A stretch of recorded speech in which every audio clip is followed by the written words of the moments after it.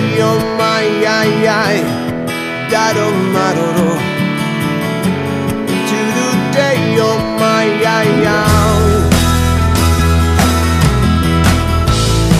arritzeko ata zuaren norobana.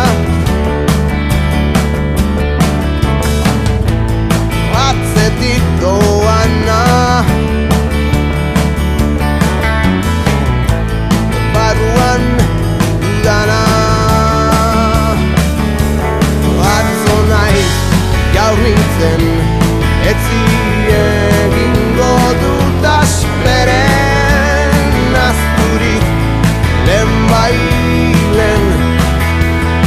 Atzo naiz gaur nintzen etzi egingo dut asperen